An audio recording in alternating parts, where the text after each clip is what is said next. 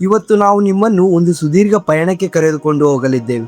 ಈ ಪಯಣಕ್ಕೆ ಯಾವುದೇ ಟಿಕೆಟ್ ಬೇಕಿಲ್ಲ, ಕೇವಲ ನಿಮ್ಮ ಕಲ್ಪನೆಯ ಶಕ್ತಿ ಇದ್ದರೆ ಸಾಕು. ನಾವು ಇವತ್ತು ಹೋಗುತ್ತಿರುವುದು ಇಂದಿನ ಬಿಹಾರ್ ರಾಜಧಾನಿಯಾದ ಪಟ್ನಾ ನಗರಕ್ಕೆ. ಆದರೆ ನಾವು ನೋಡುತ್ತಿರುವುದು ಇವತ್ತಿನ ಗದ್ದಲದ ಪಟ್ನಾವನ್ನಲ್ಲ, ಬದಲಾಗಿ ಇಂದಿನ ಸುಮಾರು 2000 ವರ್ಷಗಳ ಹಿಂದೆ ಇಡೀ ಏಷ್ಯಾ ಖಂಡವೇ ಗೌರವದಿಂದ ತಲೆಬಾಗುತ್ತಿದ್ದ ಒಂದು ಮಹಾನಗರವನ್ನು, ಅದೇ ಪಾಟಲಿಪುತ್ರ. ಪಾಟಲಿಪುತ್ರ ಎಂದರೆ ಕೇವಲ ಒಂದು ನಗರವಾಗಿರಲಿಲ್ಲ, ಅದು ಆ ಕಾಲದ ಶಕ್ತಿ ಕೇಂದ್ರವಾಗಿತ್ತು. ರೋಮನ್ ನಗರವು ಪಾಶ್ಚಿಮಾತ್ಯ ಜಗತ್ತನ್ನು ಹೇಗೆ ಆಳುತ್ತಿತ್ತೋ ಹಾಗೆಯೇ ಪಾಟಲಿಪುತ್ರ ಇಡೀ ಭಾರತದ ಉಪಖಂಡದ ಭವಿಷ್ಯವನ್ನು ನಿರ್ಧರಿಸುತ್ತಿತ್ತು. ಗಂಗಾ ನದಿಯ ದಡದಲ್ಲಿ ಹರಡಿಕೊಂಡಿದ್ದ ಈ ನಗರವು ಮೌರ್ಯ ಮತ್ತು ಗುಪ್ತರಂತಹ ಸುವರ್ಣ ಸಾಮ್ರಾಜ್ಯದ ಹೃದಯ ಬಡಿತವಾಗಿತ್ತು.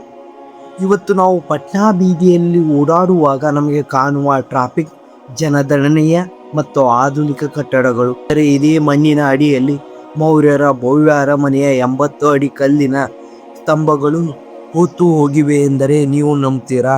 ಅಂದು ಗ್ರೀಕ್ ರಾಯಭಾರಿ ಮೆಗಸ್ತನೀಸ್ ಈ ನಗರವನ್ನು ನೋಡಿ ಬೆರಗಾಗಿದ್ದ. ಜಗತ್ತಿನ ಯಾವುದೇ ನಗರವು ಪಾಟಲಿಪುತ್ರಕ್ಕೆ ಸಾಟಿಯಿಲ್ಲ ಎಂದು ಬರೆದಿದ್ದ. ಹಾಗಾದರೆ ಈ ನಗರ ಹೇಗೆ ಉದಯವಾಯಿತು? ಇಲ್ಲಿ ಆಳಿದ ಮಹಾನ್ ರಾಜರು ಯಾರು ಮತ್ತು ಈ ಜಗತ್ತಿಗೆ ಮಾದರಿಯಾಗಿದ್ದು ಹೇಗೆ? ಕಾಲಕ್ರಮೇಣ ಮಣ್ಣಿನಲ್ಲಿ ಹೇಗೆ ಮರೆಯಾಯಿತು? ಈ ಎಲ್ಲ ರೋಚಕತೆಗಳನ್ನು ಇಂದಿನ ಈ ವಿಡಿಯೋದಲ್ಲಿ ನಾವು ಹಂತವಾಗಿ ತಿಳಿಯೋಣ. ಬನ್ನಿ, ಇತಿಹಾಸ ಪುಟಗಳನ್ನು ಮತ್ತೆ ತಿರುಗೋಣ. ಯಾವುದೇ ಒಂದು ಸಾಮ್ರಾಜ್ಯವನ್ನು ಕೇವಲ ಯುದ್ಧದಿಂದ ಗೆಲ್ಲಲ್ಪಡುವುದಿಲ್ಲ, ಅದು ಗೆಲ್ಲುವುದು ರಾಜನ ದೂರದೃಷ್ಟಿಯಿಂದ. ಈ ಪಾಟಲಿಪುತ್ರದ ಕಥೆ ಶುರುವಾಗುವ ಮಗಧದ ಪ್ರಬಲ ಅರಸ ಅಜಾತಶತ್ರುವಿನಿಂದ. ಅಜಾತಶತ್ರುವಿನ ಕಾಲದಲ್ಲಿ ಮಗಧದ ರಾಜಧಾನಿ ರಾಜಗೃಹವಾಗಿತ್ತು, ಇಂದಿನ ರಾಜಗಿರಿ. ಅದು ಬೆಟ್ಟಗಳಿಂದ ಸುತ್ತುವರಿದ ಸುರಕ್ಷಿತ ತಾಣ ನಿಜ, ಆದರೆ ಅಜಾತಶತ್ರುವಿಗೆ ಒಂದು ದೊಡ್ಡ ಕನಸಿತ್ತು. ಅದು ಉತ್ತರ ಭಾರತದ ಮೇಲೆ ಸಂಪೂರ್ಣ ಪ್ರಭುತ್ವ ಸಾಧಿಸುವುದು. ಅದಕ್ಕಾಗಿ ಅವರಿಗೆ ಬೇಕಾಗಿದ್ದು ನದಿಗಳ ಮೇಲಿನ ಹಿಡಿತ. ಅಜಾತಶತ್ರು ಗಂಗಾ ನದಿ ಮತ್ತು ಸೋನ್ ನದಿಗಳು ಸಂಧಿಸಿರುವ ಜಾಗವನ್ನು ಸೂಕ್ಷ್ಮವಾಗಿ ಗಮನಿಸಿದ. ಆ ಜಾಗಕ್ಕೆ ಅವರು ಪಾಟಲಿ ಗ್ರಾಮ ಎಂದು ಹೆಸರಿಟ್ಟರು. ಅವರಿಗೆ ಅರ್ಥವಾಯಿತು, ಇಲ್ಲಿ ಒಂದು ಕೋಟೆ ಕಟ್ಟಿಸಿದರೆ ನದಿ ಮಾರ್ಗವಾಗಿ ಬರುವ ವ್ಯಾಪಾರ ಮತ್ತು ಶತ್ರುಗಳ ನೌಕೆಗಳ ಮೇಲೆ ನಿಗಾ ಇಡಬಹುದು ಎಂದು. ಅವರು ಜಲದುರ್ಗ ಅಂದರೆ ನೀರಿನಿಂದ ಆವೃತವಾದ ಕೋಟೆ ಎಂದು ಕರೆದರು. ಈ ಅಜಾತಶತ್ರು ಎಷ್ಟು ಬುದ್ಧಿವಂತನೆಂದರೆ ಲಿಚ್ಛವಿಗಳಂತಹ ಬದ್ಧ ವೈರಿಗಳನ್ನು ಎದುರಿಸಲು ಈ ಪಾಟಲಿ ಗ್ರಾಮವನ್ನೇ ತನ್ನ ಮುಖ್ಯ ಸೈನ್ಯ ತಾಣವನ್ನಾಗಿ ಮಾಡಿಕೊಂಡ. ಗಂಗಾ, ಸೋನಲ್, ಗಡಕ್ ಮತ್ತು ಫುನ್ಫುನ್ ನದಿಗಳ ಈ ನಗರಕ್ಕೆ ನೈಸರ್ಗಿಕ ಸಂರಕ್ಷಣೆಯನ್ನು ನೀಡುತ್ತಿದ್ದವು. ಶತ್ರುಗಳನ್ನು ಈ ನಗರವನ್ನು ಸುಲಭವಾಗಿ ಮುತ್ತಿಗೆ ಹಾಕುವುದು ಅಸಾಧ್ಯವಾಗಿತ್ತು. ಅಜಾತಶತ್ರು ಈ ಭದ್ರ ಬುನಾದಿಯನ್ನು ಹಾಕಿದನು. ನಂತರ ಇದನ್ನು ಅಧಿಕೃತವಾಗಿ ರಾಜಧಾನಿಯನ್ನಾಗಿ ಮಾಡಿದ್ದು ಅವರ ಮಗನಾದ ಉದಯನ್. ಕ್ರಿಸ್ತಪೂರ್ವ 5ನೇ ಶತಮಾನದಲ್ಲಿ ರಾಜಗೃಹದಿಂದ ಪಾಟಲಿಪುತ್ರಕ್ಕೆ ರಾಜಧಾನಿಯನ್ನು ವರ್ಗಾಯಿಸಲಾಗಿತ್ತು. ಅಂದಿನಿಂದ ಸುಮಾರು 2000 ವರ್ಷಗಳ ಕಾಲ ಭಾರತದ ರಾಜಕೀಯ ದಿಕ್ಸೂಚಿಯನ್ನೇ ಈ ನಗರ ಬದಲಾಯಿಸಿತ್ತು.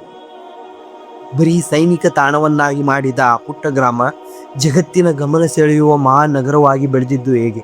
ಅದಕ್ಕಾಗಿ ಕಾರಣವಾದ ಆ ಮಹಾನ್ ಗುರು ಮತ್ತು ಮಹಾನ್ ಶಿಷ್ಯ, ಅವರೇ ಚಾಣಕ್ಯ ಮತ್ತು ಚಂದ್ರಗುಪ್ತ. ಅವರ ರೋಚಕ ಕಥೆಯನ್ನು ತಿಳಿಯೋಣ. ಇತಿಹಾಸ ಪುಟಗಳಲ್ಲಿ ಪಾಟಲಿಪುತ್ರಕ್ಕೆ ನಿಜವಾದ ಚಿನ್ನ ಹೊದಿಕೆಯನ್ನು ಒದಿಸಿದವರು ಮೌರ್ಯ ಸಾಮ್ರಾಜ್ಯದ ಕಾಲದಲ್ಲಿ. ಆದರೆ ಈ ಸುವರ್ಣಯುಗ ಆರಂಭವಾಗುವುದು ಒಂದು ಸೇಡಿನ ಕಥೆಯಿಂದ. ನಂದ ವಂಶದ ಕೊನೆಯ ದೊರೆ ಧನನಂದ ಪಂಡಿತ ಚಾಣಕ್ಯನಿಗೆ ತನ್ನ ಅರಮನೆಯಲ್ಲಿ ಅವಮಾನ ಮಾಡುತ್ತಾನೆ. ಅಂದು ಚಾಣಕ್ಯರು ತನ್ನ ಜುಟ್ಟನ್ನು ಬಿಚ್ಚಿ ಶಪಥ ಮಾಡಿದ್ದು ನಿಮಗೆಲ್ಲ ಗೊತ್ತೇ ಇದೆ. ಆ ಅಹಂಕಾರಿ ಸಾಮ್ರಾಜ್ಯವನ್ನು ನಾಶ ಮಾಡುವವರೆಗೂ ನಾನು ಶಿಗೆಯನ್ನು ಕಟ್ಟುವುದಿಲ್ಲ. ಅಲ್ಲಿಂದ ಶುರುವಾಯಿದೆ ಮೌರ್ಯ ಸಾಮ್ರಾಜ್ಯದ ಉಗಮ. ಚಾಣಕ್ಯರು ತನ್ನ ತಂತ್ರಗಾರಿಕೆಯಿಂದ ಒಬ್ಬ ಸಾಮಾನ್ಯ ಬಾಲಕ ಚಂದ್ರಗುಪ್ತನನ್ನು ಭಾರತದ ಮೊದಲ ಸಾಮ್ರಾಟನಾಗಿ ತಯಾರು ಮಾಡುತ್ತಾರೆ. ಧನನಂದನನ್ನು ಸೋಲಿಸಿ ಪಾಟಲಿಪುತ್ರ ಸಿಂಹಾಸನವನ್ನೇರಿದ ಚಂದ್ರಗುಪ್ತ ಈ ನಗರದ ಇತಿಹಾಸವನ್ನೇ ಬದಲಾಯಿಸುತ್ತಾನೆ. ನಗರದ ಸುತ್ತಲೂ 570 ಗೋಪುರಗಳು ಮತ್ತು 64 ಬೃಹತ್ ದ್ವಾರಗಳಿದ್ದವು. ಶತ್ರುಗಳು ಸುಲಭವಾಗಿ ಒಳಗೆ ಬರದಂತೆ ಗೋಡೆಗಳ ಸುತ್ತಲೂ ಆಳವಾದ ಕಂದಕವಿತ್ತು. ಅದರಲ್ಲಿ ಗಂಗಾ ನದಿಯ ನೀರನ್ನು ತುಂಬಲಾಗಿತ್ತು. ನಗರದ ಒಳಗಡೆ ಅರಮನೆಯು ಪಾಶ್ಚಿಮಾತ್ಯ ಸುಪ್ರಸಿದ್ಧ ಅರಮನೆಗಳಿಗಿಂತಲೂ ಸುಂದರವಾಗಿತ್ತು ಎಂದು ಮೆಗಸ್ತನೀಸ್ ಹೊಗಳಿದ್ದಾನೆ. ಈ ಸಮಯದಲ್ಲಿ ಪಾಟಲಿಪುತ್ರ ಜಗತ್ತಿನ ಅತಿದೊಡ್ಡ ಮತ್ತು ಅತ್ಯಂತ ವ್ಯವಸ್ಥಿತ ನಗರಗಳಲ್ಲಿ ಒಂದಾಗಿತ್ತು. ವ್ಯಾಪಾರ, ಶಿಕ್ಷಣ ಮತ್ತು ಸಾಂಸ್ಕೃತಿಕ ಸಂಗಮ ಇಲ್ಲೇ ಇತ್ತು. ಚಾಣಕ್ಯರ ಅರ್ಥಶಾಸ್ತ್ರ ಹುಟ್ಟಿದ್ದು ಇದೇ ಮಣ್ಣಿನಲ್ಲಿ. ಜಗತ್ತಿನ ಮೂಲೆ ಮೂಲೆಗಳಿಂದ ವ್ಯಾಪಾರ ಇಲ್ಲಿಗೆ ಬರುತ್ತಿತ್ತು. ಪಾಟಲಿಪುತ್ರ ಕೇವಲ ಭಾರತದ ರಾಜಧಾನಿಯಾಗಿರಲಿಲ್ಲ, ಅದು ಜಗತ್ತಿನ ಕಣ್ಣುಗಳನ್ನೇ ತನ್ನತ್ತ ಸೆಳೆಯುವ ಅದ್ಭುತ ಮಹಾನಗರವಾಗಿತ್ತು. ಆದರೆ ಈ ಅಧಿಕಾರದ ವೈಭವ ನಂತರ ಪಾಟಲಿಪುತ್ರವು ಶಾಂತಿ ಮತ್ತು ಅಹಿಂಸೆಯ ದಾರಿಯನ್ನು ಹಿಡಿದಿತ್ತು. ಅದು ಸಾಮ್ರಾಟ ಅಶೋಕನ ಕಾಲದಲ್ಲಿ. ಅಂದು ಆ ಬದಲಾವಣೆ ಕಥೆಯನ್ನು ನಾವು ನೋಡೋಣ. ಪಾಟಲಿಪುತ್ರದ ಇತಿಹಾಸವನ್ನು 2 ಘಟ್ಟಗಳಾಗಿವೆ. ಒಂದು ಅಶೋಕನಿಗಿಂತ, ಮತ್ತೊಂದು ಅಶೋಕನ ನಂತರ. ಕಳಿಂಗದ ಯುದ್ಧದ ಭೀಕರ ರಕ್ತಪಾತದ ನಂತರ ಅಂದೇ ಪಾಟಲಿಪುತ್ರದ ಅರಮನೆಯಲ್ಲಿ ಕುಳಿತ ಅಶೋಕ ಮನಸ್ಸನ್ನೇ ಬದಲಾಯಿಸಿದ. ವಿಜಯ ಎಂದರೆ ಭೂಮಿಯನ್ನು ಗೆಲ್ಲುವುದಲ್ಲ, ಜನರ ಹೃದಯವನ್ನು ಗೆಲ್ಲುವುದು ಎಂದು ಅವರಿಗೆ ಅರ್ಥವಾಯಿತು. ಅಲ್ಲಿಂದ ಪಾಟಲಿಪುತ್ರ ಕೇವಲ ಸೈನಿಕ ನಗರವಾಗಿ ಉಳಿಯಲಿಲ್ಲ, ಅದು ಜಗತ್ತಿನ ಧರ್ಮ ಕೇಂದ್ರವಾಗಿ ಬದಲಾಯಿತು. ಅಶೋಕನು ಪಾಟಲಿಪುತ್ರದಲ್ಲಿ ಬೃಹತ್ ಬೌದ್ಧ ವಿಹಾರಗಳನ್ನು ಮತ್ತು ಸ್ತೂಪಗಳನ್ನು ನಿರ್ಮಿಸುತ್ತಿದ್ದ. ನಿಮಗೆ ಗೊತ್ತಿರಲಿ, ಬೌದ್ಧ ಧರ್ಮದ ಇತಿಹಾಸದಲ್ಲಿ ಅತ್ಯಂತ ಪ್ರಮುಖವಾದ 3ನೇ ಬೌದ್ಧ ಸಮ್ಮೇಳನ ನಡೆದಿದ್ದು ಇದೇ ಪಾಟಲಿಪುತ್ರದಲ್ಲಿ. ಇಲ್ಲಿಂದಲೇ ಅಶೋಕನು ತನ್ನ ಪುತ್ರನಾದ ಮಹೇಂದ್ರ ಮತ್ತು ತನ್ನ ಪುತ್ರಿಯಾದ ಸಂಘಮಿತ್ರೆಯನ್ನು ಶಾಂತಿಯ ಸಂದೇಶದೊಂದಿಗೆ ಶ್ರೀಲಂಕೆಗೆ ಕಳಿಸಿಕೊಟ್ಟಿದ್ದು. ಇಲ್ಲಿ ಪುತ್ರ ಕೇವಲ ಧರ್ಮಕ್ಕೆ ಸೀಮಿತವಾಗಿರಲಿಲ್ಲ. ಅಶೋಕನ ಕಾಲದಲ್ಲಿ ಇದೊಂದು ದೊಡ್ಡ ಜ್ಞಾನದ ಕಾಶೆಯಾಗಿತ್ತು. ಇಲ್ಲಿನ ವಿಶ್ವವಿದ್ಯಾಲಯಗಳು ಮತ್ತು ಗ್ರಂಥಾಲಯಗಳು ಜಗತ್ತಿನ ನಾನಾ ಭಾಗಗಳಿಂದ ವಿದ್ಯಾರ್ಥಿಗಳನ್ನು ಆಕರ್ಷಿಸುತ್ತಿದ್ದವು. ಕಲೆ ಮತ್ತು ವಾಸ್ತುಶಿಲ್ಪಕ್ಕೆ ಮೌರ್ಯರು ನೀಡಿದ ಕೊಡುಗೆ ಅಸಾಮಾನ್ಯವಾದದ್ದು. ಅಶೋಕನು ನಿರ್ಮಿಸಿದ ಏಕಶಿಲಾ ಸ್ತಂಭ, ಅವುಗಳ ಮೇಲಿನ ಕೆತ್ತನೆಗಳು ಇಂದಿಗೂ ನಮ್ಮ ದೇಶದ ಹೆಮ್ಮೆಯ ಗುರುತಾಗಿವೆ. ಒಂದು ಕಾಲದಲ್ಲಿ ಯುದ್ಧದ ಕಹಳೆ ಕೇಳುತ್ತಿದ್ದ ಈ ನಗರದ ಬೀದಿಗಳಲ್ಲಿ ಈಗ ಅಹಿಂಸೆಯ ಮಂತ್ರ ಮೊಳಗುತ್ತಿದೆ.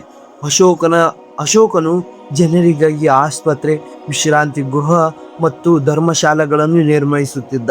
ಅಶೋಕನ ಈ ಧರ್ಮದ ವಿಜಯವು ಪಾಟಲಿಪುತ್ರವನ್ನು ಜಗತ್ತಿನ ಅತ್ಯಂತ ಸುಸಂಸ್ಕೃತ ನಗರವನ್ನಾಗಿ ಮಾಡಿತ್ತು. ಆದರೆ ಮೌರ್ಯರ ನಂತರ ಪಾಟಲಿಪುತ್ರ ಕಥೆ ಮುಗಿಯಲಿಲ್ಲ. ಮತ್ತೆ ಬಂದ ಗುಪ್ತರ ಕಾಲದಲ್ಲಿ ಈ ನಗರ ವೈಜ್ಞಾನಿಕ ಕ್ರಾಂತಿಗೆ ಸಾಕ್ಷಿಯಾಗಿತ್ತು. ಸೊನ್ನೆಯನ್ನು ಜಗತ್ತಿಗೆ ಪರಿಚಯಿಸಿದ ಆರ್ಯಭಟ್ಟನಂತಹ ಮಹಾವಿಜ್ಞಾನಿಗಳು ಬೆಳೆದಿದ್ದು ಹೇಗೆ, ಅದನ್ನ ಈಗ ನೋಡೋಣ. ಮೌರ್ಯರ ನಂತರ ಪಾಟಲಿಪುತ್ರ ಕಾಗಿದಂತೆ ಕಂಡರೂ ಉತ್ತರ ಕಾಲದಲ್ಲಿ ಅಂದು ಮತ್ತೆ ಸುವರ್ಣಯುಗ ಕಂಡಿತ್ತು. ಇದು ಕೇವಲ ಯುದ್ಧಗಳ ಕಾಲವಾಗಿರಲಿಲ್ಲ, ಇದು ವೈಜ್ಞಾನಿಕ ಕ್ರಾಂತಿಯ ಕಾಲವಾಗಿತ್ತು. ಜಗತ್ತಿಗೆ ಸೊನ್ನೆಯನ್ನು ಪರಿಚಯಿಸಿದ್ದು ಭೂಮಿ ತನ್ನ ಅಕ್ಷೆಯ ಮೇಲೆ ತಾನು ಸುತ್ತು ಎಂದು ಅಂದೇ ಸಾರಿದ ಈ ಮಹಾನ್ ಗಣಿತಜ್ಞ ಆರ್ಯಭಟ ಕಾರ್ಯನಿರ್ವಹಿಸಿದ್ದೇ ದೇ ಪಾಟಲಿಪುತ್ರದಲ್ಲಿ. ಇಲ್ಲಿ ನಳಂದ ಮತ್ತು ಇನ್ನಿತರ ವಿದ್ಯಾಕೇಂದ್ರಗಳು ಪಾಟಲಿಪುತ್ರದ ಕೀರ್ತಿಯನ್ನು ಜಗತ್ತಿನಾದ್ಯಂತ ಪರಿಚಯಿಸಿದವು. ಈ ವೈಭವವನ್ನು ಕಣ್ಣಾರೆ ನೋಡಲು ಚೀನಾದಿಂದ ಪ್ರವಾಸಿಗರು ಬಂದಿದ್ದರು. 5ನೇ ಶತಮಾನದಲ್ಲಿ ಬಂದ ಕ್ವಾಯಿಯಾನ್ ಇಲ್ಲಿ ಅರಮನೆಯನ್ನು ನೋಡಿ ಬೆರಗಾಗಿದ್ದ. ಇದು ಕೇವಲ ಮನುಷ್ಯರು ಕಟ್ಟಿಲ್ಲ, ದೇವತೆಗಳೇ ಭೂಮಿಗಿಳಿದು ಬಂದು ನಿರ್ಮಿಸಿದ ಕಲಾಕೃತಿ ಎಂದು ಬರೆದಿದ್ದಾನೆ. ಆದರೆ ಕಾಲಕ್ರಮೇಣ ಉರುಳುತ್ತಿದ್ದಂತೆ ಸ್ಥಿತಿ ಬದಲಾಯಿತು. 7ನೇ ಶತಮಾನದಲ್ಲಿ ಹುಯೆನ್ ತ್ಸಾಂಗ್ ಇಲ್ಲಿಗೆ ಬಂದಾಗ ಅವನಿಗೆ ಅಶೋಕನ ಕಾಲದ ವೈಭವ ಕಾಣಲಿಲ್ಲ. ಬದಲಾಗಿ ಪಾಟಲಿಪುತ್ರ ಕಟ್ಟಡಗಳು ಶಿಥಿಲಗೊಂಡಿದ್ದವು, ಜನಸಂಖ್ಯೆ ಕಡಿಮೆಯಾಗಿತ್ತು, ಹುನ್ನರ ಕಾಲದ ಆಕ್ರಮಣ ಮತ್ತು ರಾಜಕೀಯ ಕೇಂದ್ರಗಳು ಬೇರೆಡೆಗೆ ವರ್ಗಾವಣೆಯಾಗಿತ್ತು. ಈ ನಗರದ ಪ್ರಾಮುಖ್ಯತೆಯೇ ಕುಗ್ಗಿ ಹೋಗಿತ್ತು. ಒಂದು ಕಾಲದಲ್ಲಿ ಜಗತ್ತಿನ ರಾಜಧಾನಿಯಾಗಿದ್ದ ಪಾಟಲಿಪುತ್ರ ಪ್ರಾಕೃತಿಕ ವಿಕೋಪ ಮತ್ತು ರಾಜಕೀಯ ಏರಿಳಿತದಿಂದಾಗಿ ಕಾಲದ ಗತ ವೈಭವವನ್ನು ಮರೆಯಾಗುತ್ತಾ ಬಂದಿತ್ತು. ಗಂಗಾ ನದಿಯ ಪ್ರವಾಹಗಳು ಮತ್ತು ಭವ್ಯ ನಗರದ ಅವಶೇಷಗಳನ್ನು ಮಣ್ಣಿನ ಪದರದ ಅಡಿಯಲ್ಲಿ ಹೂತು ಹೋಗಿದ್ದವು. ಈ ಕೇಸ್ ನಾವು ಈ ವಿಡಿಯೋದ ಕೊನೆಯ ಹಂತಕ್ಕೆ ಬಂದಿದ್ದೇವೆ.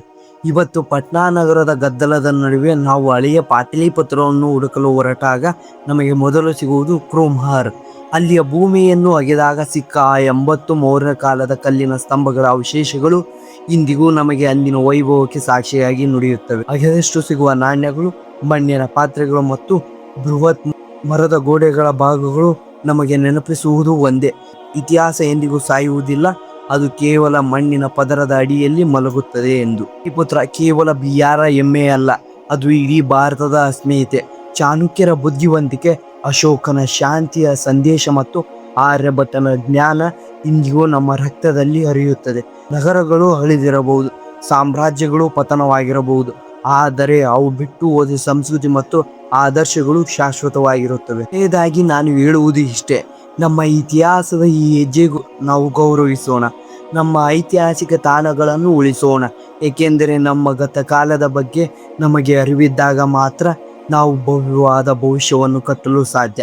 ಪಾಟಲಿಪುತ್ರ ಈ ಪುಟ್ಟದ ಕಥೆ ನಿಮಗೆ ಇಷ್ಟವಾಗಿದೆ ಎಂದು ನಾನು ನಂಬಿದ್ದೇನೆ. ಈ ವಿಡಿಯೋವನ್ನು ನಿಮ್ಮ ಸ್ನೇಹಿತರಿಗೆ ಹಂಚಿಕೊಳ್ಳಿ. ನಮ್ಮ ಇತಿಹಾಸ ಬಗ್ಗೆ ಎಲ್ಲರೂ ತಿಳಿಯೋಣ. ಕಥೆಗಳಿಗಾಗಿ ನಮ್ಮ ಚಾನಲ್ ಅನ್ನು ಸಬ್ಸ್ಕ್ರೈಬ್ ಮಾಡಿ. ಮತ್ತೆ ಮುಂದಿನ ವಿಡಿಯೋದಲ್ಲಿ ಭೇಟಿಯಾಗೋಣ. ಎಲ್ಲರಿಗೂ ನಮಸ್ಕಾರ.